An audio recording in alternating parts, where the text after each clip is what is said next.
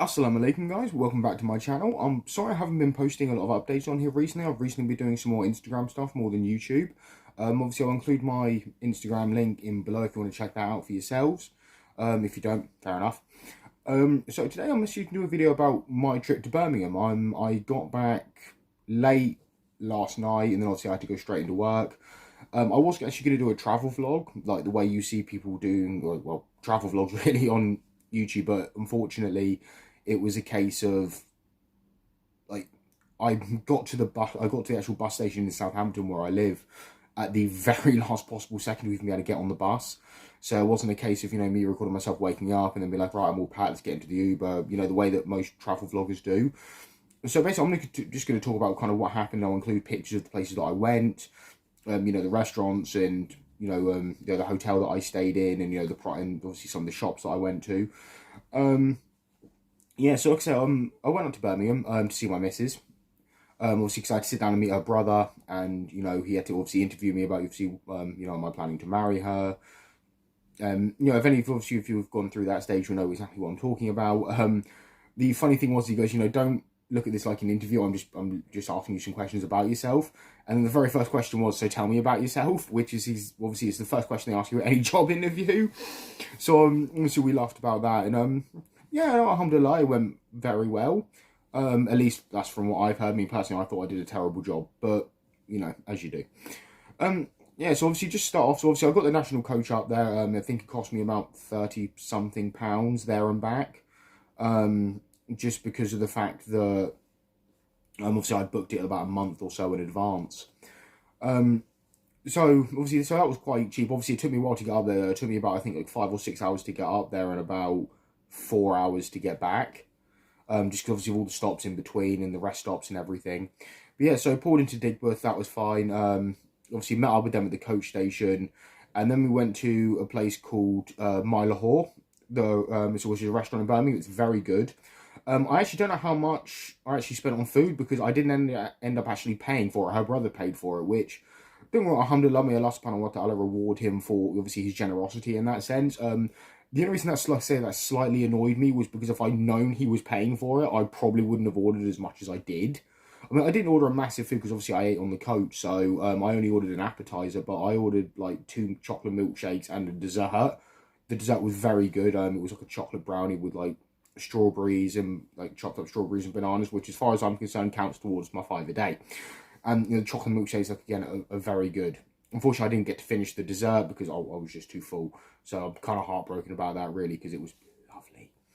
So, yeah, so then there's that. And then after that, they dropped me off at my hotel, which I stayed at a place called the Moseley Arms, which is actually a pub, but it's got a hotel above it. That cost me £38 for the night. I think, obviously, like I said, because I booked it in advance. Obviously, I didn't pay when I actually reserved the room. I reserved the room and then paid for it when I checked in. Just to be on the safe side, because I figured, sod's law will kick in and it'll be a case of, if I pay for it now, I'll get there and then they'll be like, oh, there's been a mix-up, and then I can't get a refund or whatever the case may be. The room itself was very nice. Nice spacious double bed, obviously 4 pillows on the bed, like 32-inch TV on the wall. Obviously came with a bathroom and a shower, obviously in their own little soaps and towels and everything. So yeah, that was very nice. The area it was around wasn't really loud either, which was quite good. So yeah, that was basically my first day in Birmingham because I got there about 1 o'clock in the afternoon, but I couldn't even check into the hotel until 2.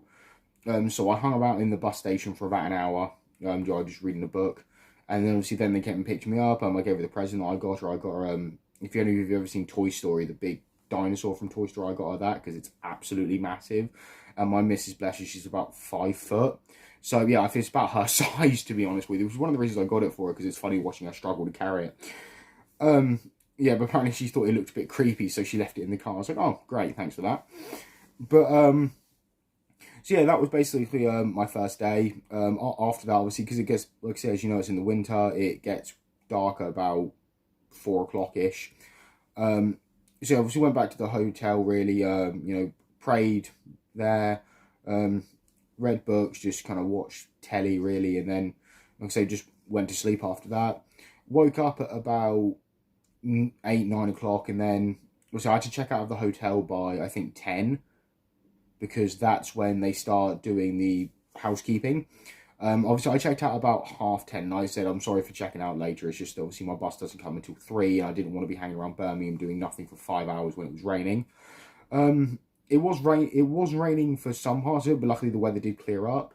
From there, I went. I got an Uber over. No, sorry, I didn't get an Uber over. I walked over to a graffiti shop in Birmingham, because there are a lot of places in Birmingham that graffiti is actually legal.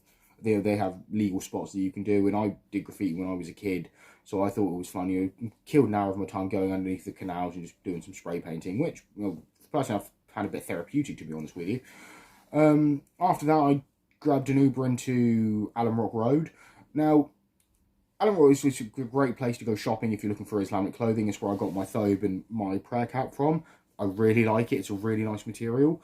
The only thing I have to say that I don't like about it is the fact that it's a bit thin. And the only reason I don't like that it's thin is because I have tattoos, which some of you have seen in my other videos, and I don't like them showing through the thobe. So that means I've got to obviously make sure I wear a white t-shirt under it. I mean, I don't know if you can see in this video, but I've actually got a black one under it at the moment. But, so yeah, that I bought from the Madani gift shop, which you'll see there. And it cost me about, I think, £15 for the thobe. I had to get it altered because I think what it is lengthwise I'm a size 58, but because I've got quite broad shoulders, a 58 is quite tight across the back, so I had to get a 60. So I bought a 60, and then I just got it altered in the shop, because they had a tailor on site. So that cost me another £5. Ironically enough, though, even though it says 60 on the actual label, he measured it and it's actually only a 58, so it was a bit confusing there. But no, alhamdulillah, he altered it, and it looks fine. Like I say, I quite enjoy it. It's really breathable. The other place I went into after that was Amson's, which is probably one of the biggest online clothing stores in the UK. Obviously, they have a storefront in Birmingham as well on Allen Rock, which is basically across the road from the Madani gift shop.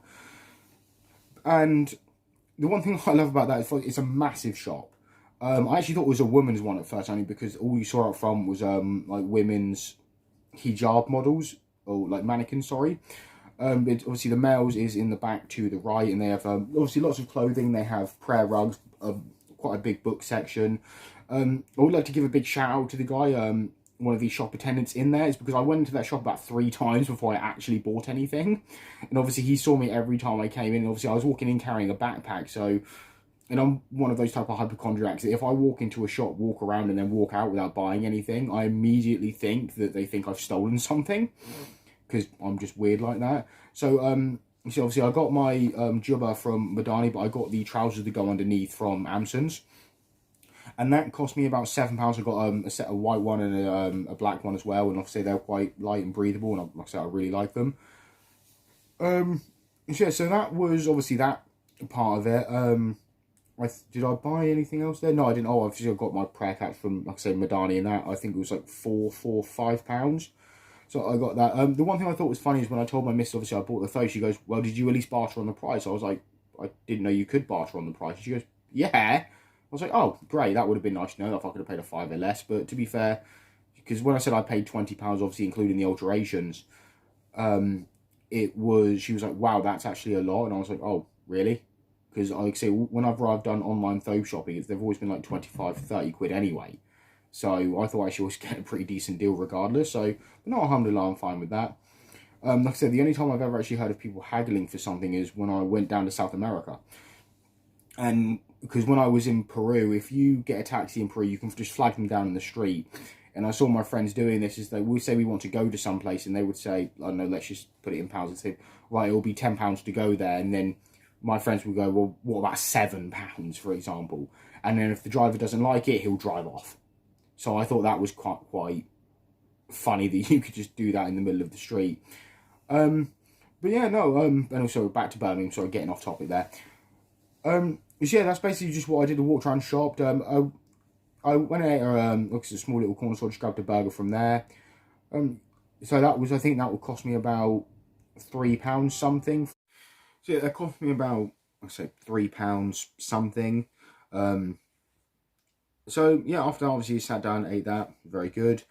From there, just hung about for a bit more. One of the weird things that kind of did happen to me while I was up there is the fact that a hijabi woman stopped me and asked me for some change, which obviously I understand that there are obviously homeless people who are Muslim, as there are homeless people in any race, but I thought it was weird because I've never actually once seen a Muslim person asking for money, and I figured fair enough, it's probably because down here we don't have a lot of Muslims, so that's most likely why. Whereas obviously in places where you have more Muslims, you're more likely to get that. But I was speaking to the Uber driver who told me that, and he basically said that apparently, and this is his words, not mine, and obviously I don't know the statistics behind this, but you get a lot of Romanians who live in Birmingham who will pretend to be Muslim because they know that Muslims are always very happy to give towards charity and obviously give money to the homeless. So that's apparently why a lot of people do that, which obviously it that annoys me that people do that. You know, I hate the fact that people will use religion, whether it be their own religion or, you know, whether they'll try and copy off of religion like that apparently this woman may have been doing. And I say may have because obviously I don't know, sure, she may have well have been Muslim, and if she was Muslim, may Allah subhanahu wa ta'ala, you know, ease her hardships. But yeah, but people obviously try and like co-opt a religion or copy off a religion to try and get over on people and to scam people. Because as I'm sure any person, you know, religious or not, would agree that you shouldn't do that to someone. You know, in the same way that you shouldn't use, you know, for example, you know, you shouldn't take donations from people and then, you know, use that to spend on other things that it's like me collecting for a charity and then using that money to buy myself a new clothes, for example. But so yeah, that was kind of the only really negative thing that I really saw. But yeah, alhamdulillah, other than that, it was an absolutely wonderful trip. Obviously, I say, jumped back into the Uber, went back to the coach station, chatted with the Uber driver for a while. He was really friendly. Both of my Uber drivers, they were really friendly. Unfortunately, I don't remember their names. One of the Uber drivers that I got while I was up there, when he found out I was Muslim, because they both wanted to know my story, he gave me a pamphlet, but unfortunately the pamphlet itself is in Urdu, which, as you may be able to tell, judging by the colour of my skin, that I can't read, write, or speak Urdu at all. I mean, I can't even read the Quran in Arabic, to be perfectly honest with you. The way I learn surahs is just by listening to the audio over and over and over again, and then reading the transliteration in English, and that's how I've memorised them. But yeah, so like I said, that one was really the only negative thing. But yeah, alhamdulillah, after that, everything was fine. Jumped back into the Uber, got to the coach station, and just waited about, say, 45 minutes or so for my bus to get there. Jumped on and then just headed home, and then obviously went straight to work. But yeah, guys, that's all for me today. Thank you very much for tuning in. If you have any questions or anything about my trip, like I say, please leave them in the comment section below. If there's anything else you'd like me to do a video on, please ask. I'll happily try and do one. So check out my Instagram page. Please make sure to like and subscribe. And until then, peace.